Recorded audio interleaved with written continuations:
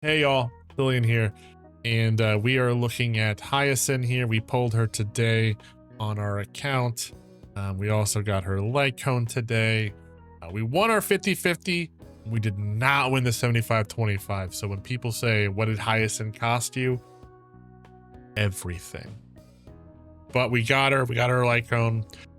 We were able to level her up. We gave her pretty much decent relics that we've been able to farm so far, and we maxed out all our traces. Now, when I mean decent, I mean these relics are garbage. So I have a single speed substat. That's the 2 here that didn't roll anything out of it. And she still has 184 speed, again with her light cone, showing that she's an incredibly fast character at base. That doesn't require a ton of effort to get to speed, the 200 threshold speed that we were looking at.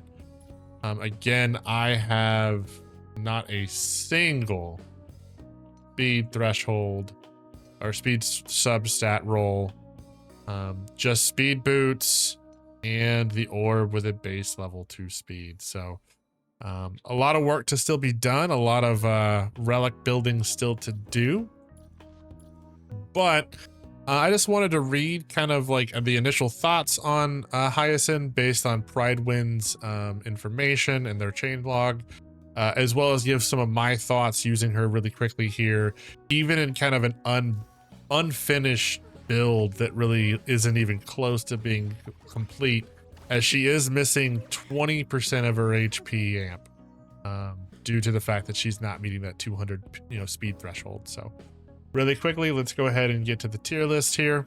So in this update, we're adding Hyacine to the tier list, as well as making adjustments to characters impacted by her arrival. We're also updating this MOC list based on the latest trends, performance, and data. Hyacine and Little Ika enter the fray this update and are well positioned to shine in their specialist teams alongside the likes of Castris and other HP scalers. Obviously, she scales off HP.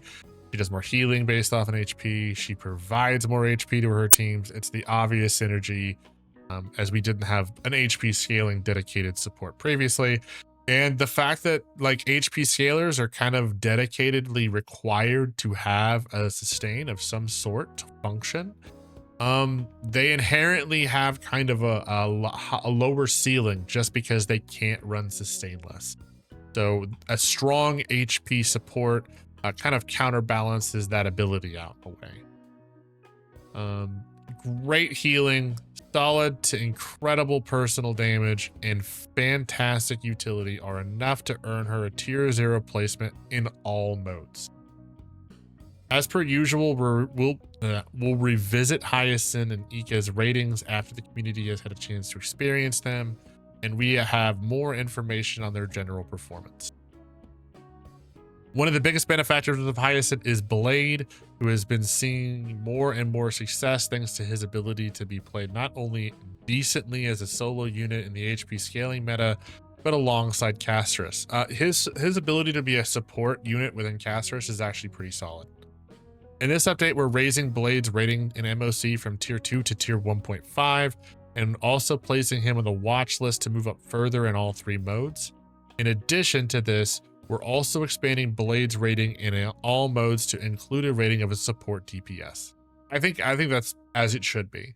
I would also consider, like, if he's going to be in the support DPS, the partner tag should be used, because it's basically just caster that he's using as a sub DPS. Blade gains a lot from S0 E0 Hyacine, but her S1 is where he really gains a lot. Yeah, her signature is fantastic for these vampiric units like Blade. We want to wait and see how Blade performance will change for those who cannot invest into her signature before raising him further, keeping in mind the tier list does not include signature light cones. I think as it should, right? I think that's the correct way. Also keep in mind that this is without the Blade buffs that have been rumored, right? So we're still kind of waiting for that. So that is the initial Hyacine changelog update. As we can see here, Hyacine enters the fray as the third sustain here. Definitely SP unfriendly, and has a solid buff capability similar to like what Hui has with her energy funneling, which is massive amounts of HP distribution to her teams. We also see that the Castris team, the basically de facto best in slot Castris team, is now all at the tier 0 level. That'd be Castris herself, Ribby, RMC, and now Hyacine. Keep in mind that this MOC is probably the most shilled Castris can possibly be. In fact, the boss is technically from Hyacine, our Castris's endgame mode. So the fact that like Hyacine works really well, as well as the rest of Castris's team works really well within it, is it makes perfect sense why it would, right? So keep in mind that there is a lot of shilling going on in the MOC specifically for the Castris team. So looking at Hyacine here, really quickly, jumping into her review. Excellent healing, both active and passive. Provides team-wide max HP scaling. Deals surprisingly good damage and has 100% crit rate base. Easy access to team-wide debuff cleansing. Her ultimate and skill will do team-wide cleansing as well. Remember that. Naturally speedy, encouraging high speeds. The 200 speed threshold is very reachable. Excellent synergy with HP scaling damage dealers. Great free-to-play light cone options. Yeah, the hurdle light cone, the hurdle shop light cone is a great option for her. As good as her signature light cone really is, and it is a fantastic increase in damage output specifically for the HP scaling and vampire type units like Castris. The Herda free to play light shop is a great one as well. Her cons: burst healing requires HP consumption. Yeah, you're effectively almost going to want to, especially in those HP scaling teams and vampire teams like Castris, you're going to want to almost scale every turn. Very reliant on ultimate for maximum benefits to deal damage. Signature light cone provides a significant benefit for multiple teams. Yeah, this does kind of feel a little stinky. The energy, the health burn, the 1% health burn in her signature, definitely feels like it could have been part of her base kit. Like, you know, and maybe it makes her too strong at a base kit level because she is incredibly strong at a base kit, but it still feels like this is something that could have been part of her base kit. The little world devourer it's a great, we call her something else, but it's a good name. Ika can break free and destroy, or rather eat, anything we know if Hyacine ever loses control. Yeah, this is a funny con here. But realistically, like, not even an incredibly well built one that's really synergized and has really min-max substats where the crit damage is getting kind of high. I was seeing 200,000 attacks from Ika, which coming from your sustain is pretty impressive. There's a solid review here if you want to read through it in its totality, but just kind of getting to the bottom here again, tier 0 in all game modes. Looking at her light cone, her obvious, signature light cone is going to be her best in slot.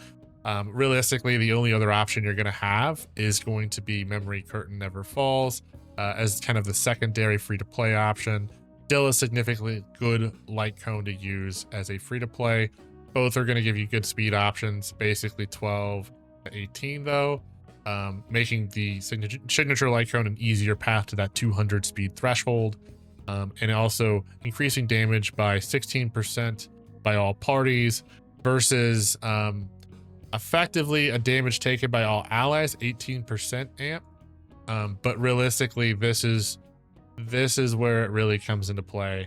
When the wearer uses a basic attack skill or ultimate, so realistically any action, consumes all allies HP by 1% of their current HP, and additionally deals 1 instance of additional damage of the wearer's memo sprite type equal to 250% of the total consumed HP to the target, to the attack target after the next attack launched by the wearer's memo sprite. The HP consumed is then reset. Realistically, like, the 1% may not seem like a ton, but remember that she works in really well in HP scaling teams. So the HP that's pulled from the 1% is going to be teams that have drastically higher HP pulls than a lot of other teams. So this 1% is going to be a little bit more than maybe on average, and meaning that this attack is going to be pretty significant in comparison depending on the team format that you're using. But more importantly, what you're doing here is you're creating a little bit more burn by taking HP away from your party, which in teams like Casterus obviously helps funnel her ultimate ability a little bit faster as well. Just an absolutely ridiculous synergy here with this signature Lycone. Her best relic set is easily just going to be the new healing abundance set that just came out with her in this patch. Again, increases speed by 6%, so we have another 2-piece 6% speed option. But the 4-piece is where it really comes into play and kind of makes it the de facto best abundance set moving forward outside of maybe like Linkship break teams. When the wearer and their memo sprite provides healing to allied targets aside from themselves, the wearer gains Gentle Rain, which can be targeted by up to 1 time per turn, lasting for 2 turns. While the wearer has Gentle Rain, increases their speed by 6%. Effectively, this gives you that 6% from the 2-piece that you were using probably previously, but also we're going to get this 15% crit damage to all allies in the party. This is going to be pretty easy to keep up almost the totality of your time in combat, specifically with someone as fast as Hyacine. So easy option is best set. Planar set is obviously going to be the same thing. The Giant Tree of Wrapped Brooding. This is obviously off the new Planar set that most people probably already have some decent options for. Obviously, this set came out tonight, but this set has been out since obviously a little bit before Casterus came out, and you may have a couple of good options laying around if you were farming for Casterus already. Again, increasing our speed by 6%, something we want to have our abundance and healers. But when the wearer speed reaches 180 or 135, should be pretty easy to get with Hyacine over 180. Like I showed on my character, I was at 185 and I have no substat rolls in speed. The wearer and the memo sprite's outgoing healing will increase by 12 or 20 respectively. So again, just a 20% outgoing healing amp. Very nice. Obviously, the general buffing planars are completely optional as well. So Lucia, Lushaka, Penacony, and Broken Keel are all options that you can use depending on your kind of needs there. Overall, abundance best stats are going to be kind of in play. Outgoing healing is going to be your best option at body. Speed, obviously, for feed as we try to continue up to that 200 and above speed threshold that we're looking for. Planar Sphere is HP. She is an HP scaling unit, makes perfect sense. And we do want to make sure that we're getting an energy regen rope to make sure we're using as many of those ultimates as physically possible. Realistically, you want to keep it at minimum to that 3-turn rotation, so you make sure that you're not losing any amplification on her HP. But you shouldn't have any problem with an energy regen rope being able to easily keep that well under 3 to 2 turns per cycle to keep that energy up. So I haven't noticed much of a problem in my playthroughs with an energy regen rope, but just so you know, you do want to make sure that you're keeping that a roughly 3-turn rotation so you can keep your buff up on your team. Outside of that, her synergies are all the ones that kind of make sense that we've already talked about.